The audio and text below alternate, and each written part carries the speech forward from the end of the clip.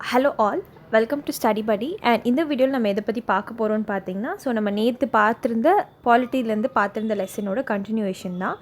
எப்படி planning commission, எப்படி NTC எல்லாமே பிளானிங் கமிஷன் கூட சேர்ந்து ஒர்க் பண்ணாங்க. இண்டிபெண்டன்ஸ்க்கு முன்னாடி நம்ம பிளானிங் எப்படி இருந்தது, இண்டிபெண்டன்ஸ்க்கு அப்புறம் who's the chief planner Visvesvaraya பார்த்தோம். இண்டஸ்ட்ரியலிஸ்ட் எம்என் ராய் என்ன பிளான் கொடுத்தாரு, அதுக்கப்புறம் ஜெயபிரகாஷ் நாராயண் சர்வோதயா பிளான், இது எல்லாமே நம்ம பார்த்தோம்ல. இதெல்லாமே ஞாபகம் வச்சுக்கோங்க. அண்ட் இந்த வீடியோவில் நம்ம அதோட கண்டினியூவேஷன் எப்படி பாவர்ட்டி இராடிகேஷனுக்கு நம்ம என்னென்னலாம் பண்ணணும் அப்படிங்கிற மாதிரி பார்ப்போம். ஓகேங்களா? அதுக்கு முன்னாடி டிஎன்பிஎஸ்சியோட அன்அகாடமியோட பேட்ச் கோர்சஸ் பற்றி சொல்ல போகிறேன். பேட்ச் கோர்சஸ் இந்த சென்ஸ் இலக்கு அப்படிங்கிற பேட்ச் கோர்ஸ் இருக்குது. குரூப் 2 தேர்வுக்கு முழுமையான தொகுதி எடுப்பாங்க. பாடம் ஒன்றா ஒரு சப்ஜெக்ட்டும் டீட்டெயில்டாக ஈச் ஸ்டாஃப்ஸ் டீகோட் பண்ணுவாங்க. பாடநெறி கொடுப்பாங்க. அண்ட் ஆரம்ப நாள் மார்ச் 1 ஸ்டார்ட் ஆகுது. இன்கேஸ் உங்களுக்கு குரூப் 2 தேர்வுக்கான அந்த ஃபுல் கோர்ஸ் வேணும் அப்படின்னா இவங்கள பார்த்துக்கோங்க. இவங்க தான் டாப் எஜுகேட்டர்ஸ் உங்களுக்கு டீச் பண்ண போகிறவங்க. Respected staffs will handle each subject. அப்புறம் லட்சியம் அப்படிங்கிற கோர்ஸ் மார்ச் 2 ஸ்டார்ட் ஆக போகுது. இது பார்த்திங்கன்னா குரூப் 2 மெயின்ஸ்க்கான கோர்ஸ், ஃபவுண்டேஷன் கோர்ஸ் கொடுக்குறாங்க.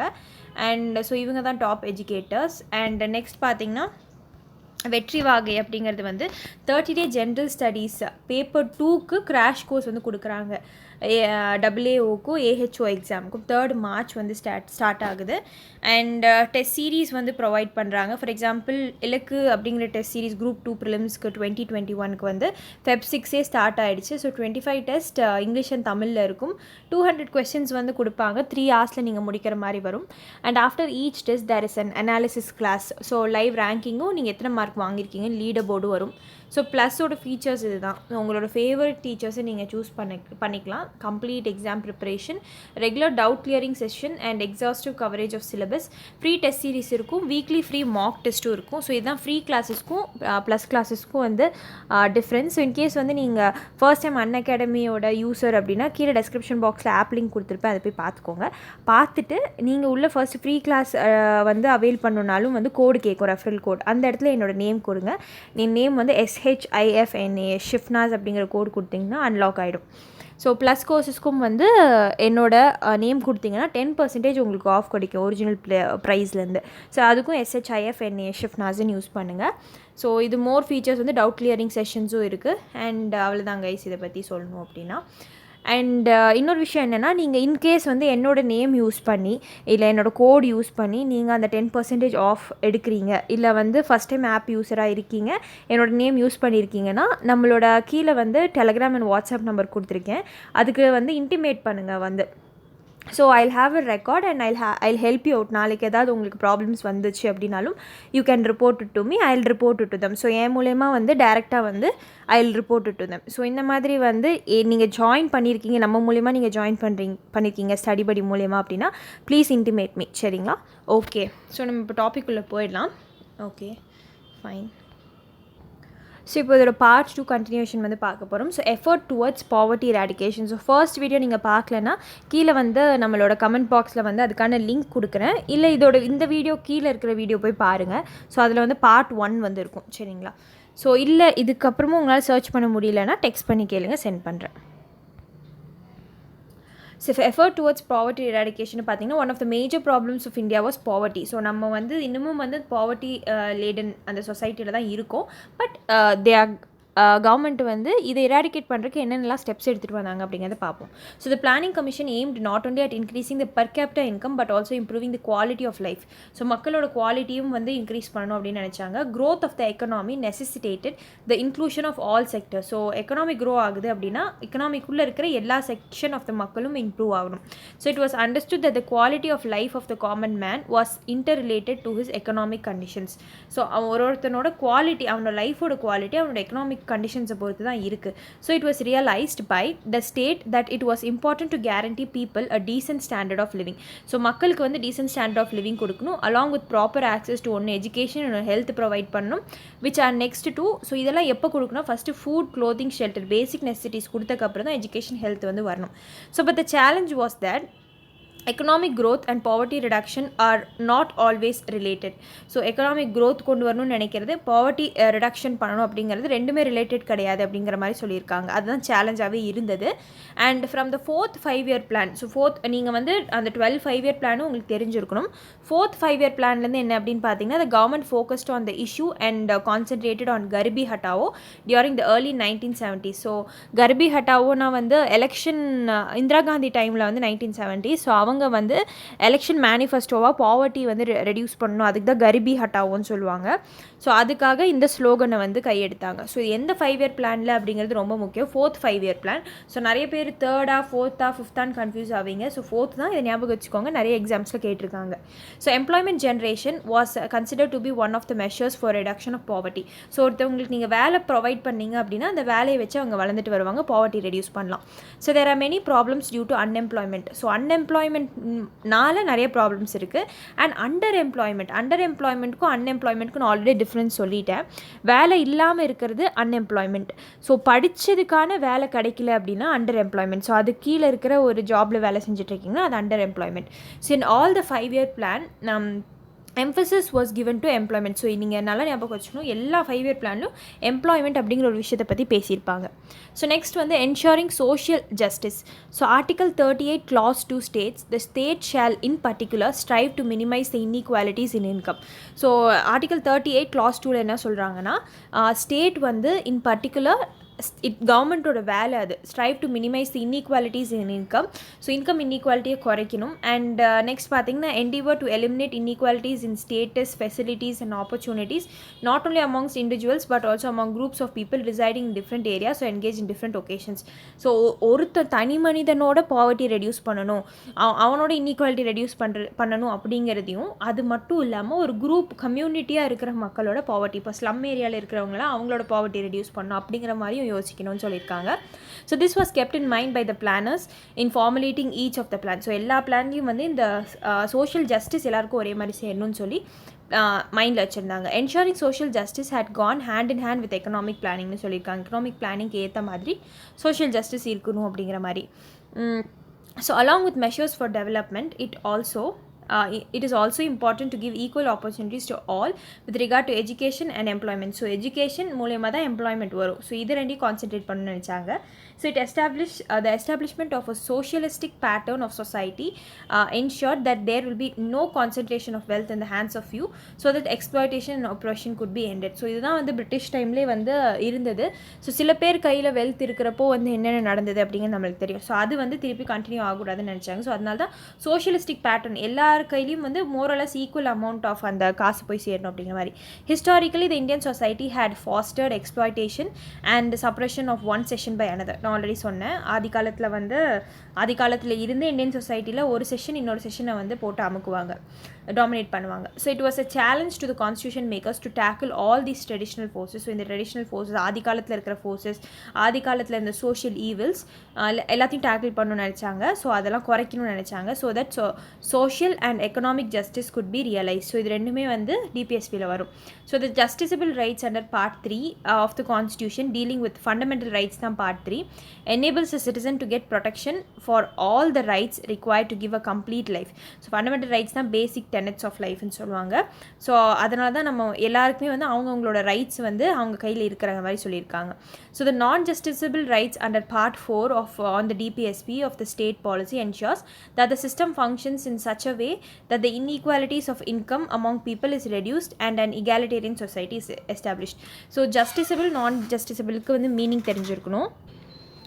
ஸோ ஜஸ்டிசபிள் அப்படின்னா உங்களுக்கு ஏதாவது ஒரு ரைட்ஸ் டினை ஆகிருக்கு. இப்போ ஃபண்டமெண்டல் ரைட்ஸ்னால் ஜஸ்டிசபிள்னா அந்த ஃபண்டமெண்டல் ரைட்ஸ்க்குள்ளே கொடுத்துருக்கிற வேரியஸ் விஷயங்கள் வந்து உங்களுக்கு டிப்ரைவ் பண்ணிட்டாங்க, உங்களுக்கு கிடைக்கல அப்படின்னா நீங்கள் டேரெக்டாக சுப்ரீம் கோர்ட்டுக்கே போகலாம். ஹை கோர்ட்டுக்கும் போகலாம், Article 226 கடியில், Article 32 கடியில் சுப்ரீம் கோர்ட்டுக்கும் போகலாம், சரிங்களா. ஆனால் டிபிஎஸ்பியில் வந்து state welfare of the state. So மக்களை வந்து கீழேருந்து நீங்கள் தூக்கிட்டு வரணும் அப்படிங்கிற மாதிரி கவர்மெண்ட்டுக்கு சில ரூல்ஸ் எல்லாம் இருக்குது. ஸோ அதை வந்து கவர்மெண்ட் வந்து ஃபாலோ பண்ணுறது தான் டிபிஎஸ்பி. ஸோ அது வந்து கவர்மெண்ட் ஃபாலோ பண்ணல அப்படிங்கிற மாதிரி நீங்கள் போய் கேஸ்லாம் போட முடியாது, சரிங்களா. ஸோ இதுதான் வந்து justiciable and DPSP. Fundamental rights வந்து ஜஸ்டிசபிள், கோர்ட்டுக்கு போக முடியும். டிபிஎஸ்பியில் வந்து ஏதாவது கவர்மெண்ட் ஃபாலோ பண்ணலைன்னா கோர்ட்டுக்கெலாம் போக முடியாது. ஸோ அதனால தான் தட் இஸ் நான் ஜஸ்டிசபிள்னு சொல்லுவாங்க, சரிங்களா. Okay.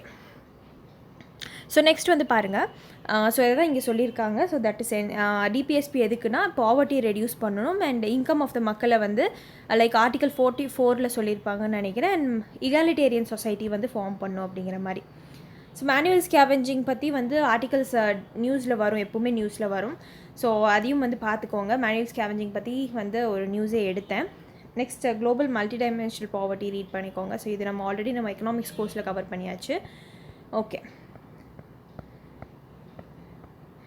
the rural-urban divide was another important area where the planning commission had to concentrate. So ரூரலில் இருக்கிற urban divide. ஸோ rural-urban divideனா வில்லேஜில் இருக்கிறதும் அண்ட் urbanல லைக் சிட்டியில் இருக்கிற மக்களுக்கும் நிறைய டிவைட் இருந்துச்சு. ஸோ அதில் வந்து பிளானிங் கமிஷன் வந்து கான்சென்ட்ரேட் பண்ண வேண்டியதாகிடுச்சு. ஸோ இந்த process of economic development industrialisation and urbanisation increased. So economic development வந்து நடக்கணும் அப்படின்னா அந்த இடத்துல ஃபஸ்ட்டு இண்டஸ்ட்ரீஸ் நிறையா வரணும். இண்டஸ்ட்ரீஸ் வந்துச்சுனாவே அதை சுற்றி மக்கள் வருவாங்க. மக்கள் வந்தாங்கன்னா வேரியஸ் அம்யூனிட்டிஸ், ரோட்ஸ், ரயில்வேஸும் க்ரியேட் பண்ணுவாங்க. இப்படி பண்ணும்போது அர்பனைசேஷன் வந்து it lead employment and that lead to urbanisation increased, and this had an impact on the Indian society and economy. Disparity in the development of rural and urban population would foster inequality, which is against the principle enshrined in the constitution. So இப்படி rural பக்கம் வந்து அக்ரிகல்ச்சராக இருக்கும், urban வந்து side வந்து இன்னும் மேலே develop ஆகிட்டே போயிட்டுருக்கும், ரூரல் சைடு வந்து கீழே டிப்ரவ் ஆகி போயிட்டே இருக்கும். ஸோ இது ஒரு இன்இக்வாலிட்டி வந்து க்ரியேட் பண்ணிச்சு அப்படின்னு சொல்கிறாங்க. ஸோ த பிளானிங் கமிஷன் வந்து recommended many programmes for the development of the rural economy. So rural economy வந்து டெவலப் ஆகணும் அப்படிங்கிறத நிறைய பண்ணாங்க. So the development of both rural and urban population ரெண்டும் ஈக்குவலாக வந்து எடுத்துகிட்டு போக முடியுங்கிற மாதிரி சொல்லியிருக்காங்க. டெமோக்ராட்டிக் சோஷியலிசம் அப்படிங்கிறது என்னென்னு பார்த்தீங்கன்னா, when India got independence, so India வந்து independence வாங்கின டைமில் வந்து there were many problems that the nation had to handle. So நிறைய ப்ராப்ளம்ஸ் இருந்தது. One among these problems was which would be the best strategy for long-term development. So Jawaharlal Nehru was the architect of planning in India. So Jawaharlal Nehru தான் ஆர்கிடெக்ட்னு சொல்கிறாங்க. He was inspired by the Soviet model of planning and was also inspired by the liberal principles of capitalism. So சோவியட்னா வந்து அப்போ ஆதி காலத்தில் இந்த USSR, ரஷ்யாவை வந்து சொல்லிட்டுருக்காங்க, disintegrate ஆகாத யூஎஸ்எஸ்ஆரை சொல்கிறாங்க. ஸோ சோவியட்டில் இருக்கிற அந்த விஷயத்தை பற்றியும் இவருக்கு வந்து இன்ஸ்பயர்ட் ஆயிருந்தார். அது இல்லாமல் கேபிட்டலிசமில் இருக்கிற சில லிபரல் பிரின்சிபல்ஸ் மேலேயும் இவருக்கு இன்ட்ரெஸ்ட் இருந்தது. ஸோ ஒரு சோஷியலிஸ்டிக் கேபிட்டலிஸ்டிக் பிளெண்ட் வந்து வேணும்னு நினச்சாரு. He wanted to bring the two ideas together in India which was termed as the democratic socialism.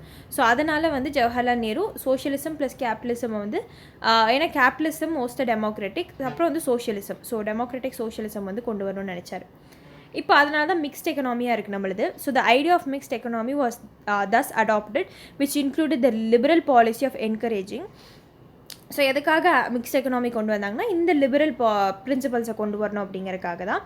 And encouraging private enterprise and also promoting public sector for the good of the society by socialising the means of production and giving powers to the state to have control over the economy. எதுக்காக mixed economy கொண்டு வராங்கன்னா public plus private ரெண்டு பேரும் சேர்ந்து வந்து வேலை செய்யணும். And private கையில் ஓவராக வந்து பவர் போயிடக்கூடாது, அதை வந்து கவர்மெண்ட் கண்ட்ரோல் இருக்கணும் அப்படிங்கிறதுக்காக தான் வந்து மிக்ஸ்ட் எக்கனாமி கொண்டு வந்திருக்காங்க. India as an inspiration to many nations for the idea of mixed எக்கனாமின்னு சொல்லியிருக்காங்க. ஸோ நிறைய நேஷன்ஸ் வந்து இந்தியாவை பார்த்து கற்றுக்கிட்டாங்க. The industrial policy resolution of 1956. So industrial policy resolution ஒன்று கொண்டு வராங்க. So 1956 was adopted by the Indian parliament in 1956 April. So இந்த இந்தியன் பாலிசி இண்டஸ்ட்ரியல் பாலிசி ரெசல்யூஷனில் என்னென்னு பார்த்தீங்கன்னா, it was a guideline for the economic policy of the country. So எப்படிலாம் நம்ம economic policy frame பண்ணுறது அப்படிங்கிறதுக்காக தான் வந்து இந்த இண்டஸ்ட்ரியல் பாலிசி ரெசல்யூஷன் கொண்டு வந்தது. And the 5-year plan were made on the basis of this resolution. So in the industrial policy resolution வச்சு தான் 5-year plans வந்து வகுக்கிறாங்க. So it emphasized on more powers to the governmental machinery so that a socialistic pattern of society could be realized. Already நம்ம பார்த்தோம் கவர்மெண்ட்டோட கையில் வந்து நிறைய power இருக்கணுங்கிற மாதிரி பார்த்தோம். The industries were divided into 3 categories. So இதில் வந்து இந்த பிளான் கடியில் வந்து 3 கேட்டகரியாக பிரிக்கிறாங்க இண்டஸ்ட்ரியில், இந்த இண்டஸ்ட்ரியல் பாலிசி ரெசல்யூஷன் கடியில். So firstly they were industries which were entirely state owned. So government மட்டுமே ஓன் ஆகிட்டு இருக்கிற இண்டஸ்ட்ரீஸ், அவங்க மட்டுமே ஓன் பண்ணுற இண்டஸ்ட்ரீஸ், அதை வந்து ப்ரைவேட் கையில் கொடுக்க மாட்டாங்க. Secondly the category of industries which were owned by secondly the category of industries which were state owned but the public enterprises could be included, and thirdly industries which were with the private sector. So second என்ன சொல்கிறாங்கன்னு பார்த்தீங்கன்னா, ஒரு blend of public plus private வந்து இருக்கணும் அப்படிங்கிற மாதிரி. Thirdly வந்து private sector மட்டும் இருக்கிற மாதிரி industries. So the state had control over all the industries. So இந்த 3 இண்டஸ்ட்ரீஸ் மேலேயும் வந்து ஸ்டேட் வந்து இந்த 3 டைப் ஆஃப் இண்டஸ்ட்ரீஸ் மேலேயும் கண்ட்ரோல் இருந்தது கவர்மெண்ட்க்கு. And the third category of the industries could not function only for self interest of profit motives but were regulated for the interest of the entire society. அதனால தான் government வந்து இந்த third private கையில் இருக்கிறதையும் வந்து regulate பண்ணாங்க. So the welfare of the community was the top priority. So மக்களுக்கு வந்து வெல்ஃபேர் வந்து போகணும், ஸோ எல்லாருமே நல்லா இருக்கணும், அந்த இகாலிட்டேரியன் சொசைட்டி கொண்டு வரணும் அப்படிங்கிறது தான் வந்து எய்மாக இருந்தது. ஸோ அதுதான் வந்து டாப் ப்ரையாரிட்டியாக இருந்தது, welfare of the community. So planning was considered to be prerequisite for a mixed economy. So mixed எக்கனாமியாக இருக்கும் அப்படின்னா எது ப்ரைவேட் கையில் போய் சேரணும், எது பப்ளிக் கையில் போய் சேரணும், முன்னாடியே பிளானிங் தேவைப்படும். As the benefits of the public sector and the private sector was to be integrated for the welfare of the community. The 5-year plan was formulated in such a manner that the objectives of economic growth, so 5-year plan வந்து formulate பண்ணுறாங்க, economic க்ரோத்தும் கொடுக்கணும், social ஜஸ்டிஸும் கொடுக்கணும் அப்படிங்கிறதுக்காக. So it also made the governments to formulate appropriate plans. So government வந்து appropriate plans வந்து பண்ணணும் இந்த 5-year plan கடியில், and adopt right strategies to bring about development in the right manner. So development கொண்டு வரணும் அப்படிங்கிறது ஒரு ஏமாக வச்சுருந்தாங்க. So after the introduction of economic reforms in 1991, so 1991 உங்களுக்கு தெரியும் LPG reforms, liberalisation, privatisation, globalisation கொண்டு வந்தாங்க. ஸோ இந்த ஸ்டோரி உங்களுக்கு தெரிஞ்சிருக்கணும், எதுக்காக எல்பிஜி கொண்டு வந்தாங்க அப்படிங்கிறது ஆல்ரெடி நிறைய டைம் சொல்லிட்டேன். ஸோ நம்மளுக்கு வந்து ஃபோரெக்ஸ் ரிசர்வ் வந்து ரொம்ப கம்மியாயிடுச்சு. ஸோ நம்ம வந்து ஒரு க்ளோஸ்ட் எக்கனாமியாக இருந்தோம் 1991 முன்னாடி. வெளியிருந்து வேறு யாருமே வந்து இன்வெஸ்ட் பண்ண விடலை, கவர்மெண்ட் மட்டும்தான் ஒரு சோஷியலிஸ்டிக் பேட்டர்ன் மாதிரி மட்டும் ஃபாலோ பண்ணிட்டு இருந்தாங்க. மோர் ஓவர் பெருசாக ப்ரைவேட்டோட செக்டர்ஸ் மெயின்லி வந்து வெளிநாட்டிலேருந்து யாரையுமே வந்து இன்வெஸ்ட் பண்ண விடலை. அப்புறம் நம்ம ஃபோரெக்ஸ் ரிசர்வ் ரொம்ப குறைஞ்சதுக்கப்புறம் என்ன பண்ணிட்டோம்னா 1991 நம்ம கேட்ஸை ஓப்பன் பண்ணி விட்டோம், வெளியிலேருந்து இன்வெஸ்ட் பண்ணுங்கன்னு. ஸோ அப்படி தான் வந்து எல்பிஜி ரிஃபார்ம்ஸ் கொண்டு வந்தாங்க by the Congress government. So அப்போது யாரோட பிரைம் மினிஸ்டர் டைம்னு பார்த்தீங்கன்னா பிவி நரசிம்ம ராவோட டைமில். And a new industrial policy was announced in July 1991 which aimed at taking steps to reduce bureaucratic control over the Indian industrial economy. So already நான் சொன்னேன் எல்லா types of இண்டஸ்ட்ரீஸ்லையும் வந்து கவர்மெண்ட் கண்ட்ரோல் இருந்தது. So இந்த LPG liberalise பண்ணாங்க, அதில் வந்து கவர்மெண்ட்டோட கண்ட்ரோலை குறைச்சாங்க. Various private entities Indian industrial economy மேலே, and liberalisation so that the Indian economy could be integrated with the world economy. So நம்ம கேட்ஸ் ஓப்பன் பண்ணி விட்டனால நம்மளோட இந்தியன் எக்கனாமி வேர்ல்டு எக்கனாமியோட இணைஞ்சிருச்சு. Restrictions on the direct foreign investment. So foreign direct investment இருக்குல்ல, FDI. So வெளிநாட்டிலேருந்து யாராவது 10% மேலே இந்தியாவில் இன்வெஸ்ட் பண்ணாங்க அப்படின்னா, இப்போ வந்து வெளிநாட்டிலேருந்து $100 வந்து இங்கே ஒரு கம்பெனி வந்து ஓப்பன் பண்ண போகிறேன்னு கவர்மெண்ட் வந்து சொல்ல போகிறான். ஸோ கவர்மெண்ட் வந்து என்ன சொல்ல போகிறான்னா, $100 நான் ஒரு கம்பெனி கட்ட போகிறேன், வெளியிலேருந்து யாரெல்லாம் இன்வெஸ்ட் பண்ணுமோ வந்து இன்வெஸ்ட் பண்ணிக்கோங்கன்னு. ஸோ இப்போ அமெரிக்காலேருந்து ஒருத்தன் வந்து $10 இதில் இன்வெஸ்ட் பண்ணுறான் அப்படின்னா அவன் வந்து ஒரு ஃபாரின் டைரக்ட் இன்வெஸ்டர். ஸோ அவன் வந்து எஃப்டிஐயில் சேர்ந்துருவான். $10 கீழே இப்போ $5 வந்து இன்வெஸ்ட் பண்ணுறான் அப்படின்னா அவன் எஃபிஐ, ஃபாரின் போர்ட்ஃபோலியோ இன்வெஸ்ட்மெண்ட்னு சொல்லுவாங்க அதை. ஸோ இது வந்து நீங்கள் எக்கனாமிக்ஸில் படிச்சிருப்பீங்க, படிக்கலனாலும் இதை நோட் பண்ணிக்கோங்க. So restrictions on the direct இதை வந்து தூக்கிட்டாங்க. So the reforms in the industrial policy was reflected in areas such as industrial licensing. So இந்த மாதிரி ரிஃபார்ம்ஸ் கொண்டு வந்தது வந்து இண்டஸ்ட்ரியல் லைசன்சிங் மேலே வந்து ஒரு சேஞ்ச் காட்டுச்சு. ஏன்னா லைசன்ஸ் வந்து ஃபஸ்ட்டு இந்தியாவுக்குள்ளே இருக்கிறவங்க மட்டும் தான் வாங்கணும் அப்படிங்கிற மாதிரி இருந்து இப்போ வெளிநாட்டிலேருந்து வாங்கலாம். ஃபாரின் இன்வெஸ்ட்மெண்ட் கொண்டு வந்தது, ஃபாரின் டெக்னாலஜி உள்ளே கொண்டு வந்துச்சு, அண்ட் பப்ளிக் செக்டர் பாலிசியை வந்து மாற்றுச்சுன்னு சொல்கிறாங்க. ஸோ இதில் எல்லாத்தையுமே வந்து ஒரு சேஞ்சஸ் கொண்டு வந்தாங்க. ஸோ நெக்ஸ்ட் பார்த்திங்கன்னா the 7th 5-year plan got completed in 1990. So 1990 பக்கம் வந்து 7th 5-year plan complete ஆயிடுச்சு, சரிங்களா. So due to the economic condition of the country the 8th 5-year plan could not be introduced. ஏன்னா already நான் சொன்னேன் 1991 பக்கம் தான் வந்து நம்ம எல்பிஜி ரிஃபார்ம்ஸ் கொண்டு வரோம், நம்ம கையில் வந்து காசே இல்லை. ஸோ அதனால் வந்து 8th 5-year plan வந்து அடுத்த வருஷமே கொண்டு வர முடியல, ஏன்னா காசு இருந்தால் தான் கொண்டு வர முடியும் பிளான், கரெக்டுங்களா. ஸோ அதனால் ஸ்டாப் பண்ணிடுறாங்க. ஸோ இந்த இயர் 1990 1991 இந்த இயர் பக்கம் 1991 1992 வருஷத்துக்கு மட்டும் தான் பிளான் மேக் பண்ணுறாங்க, ஆனுவல் பிளான்ஸ் மேக் பண்ணுறாங்க. And the 8th 5-year plan வந்து வாஸ் இம்ப்ளிமெண்டட் 1992 வந்து 8th 5-year plan வந்து ஸ்டார்ட் பண்ணுறாங்க. ஸோ நெக்ஸ்ட் வந்து நம்ம நித்தி ஆயோக் பற்றி நம்ம நெக்ஸ்ட் வீடியோவில் பார்ப்போம். ஸோ நித்தி ஆயோகோட இப்போ கரண்ட்டாக இருக்கிறது நித்தி ஆயோக் தான். ஸோ எதை அபாலிஷ் பண்ணிவிட்டு நித்தி ஆயோக் கொண்டு வந்தாங்க, நித்தி ஆயோகோட ஃபுல் காம்போஷன், அதோட ஸ்ட்ரக்சர், ஸோ எதுக்காக பிளானிங் கமிஷன் வந்து நித்தி ஆயோக் ரீப்ளேஸ் பண்ணிச்சு, and so objectives of NITI Aayog என்ன அப்படிங்கிற மாதிரி பார்ப்போம் ஃபுல்லாக. So next video will be covering about only NITI Aayog. அதுக்கப்புறம் லேண்ட் ரிஃபார்ம்ஸ் இன் இந்தியா வந்து பார்ப்போம். ஏன்னா தனி topic UPSC as well as TNPSCயில் என்னென்ன லேண்ட் ரிஃபார்ம்ஸ்க்காக என்னென்னலாம் கொண்டு வந்தாங்க ரொம்ப முக்கியம். ஸோ அதை நம்ம லேட்டர் டாப்பிக்கில் பார்ப்போம். And that's it for the video guys. Thank you for வாட்சிங்.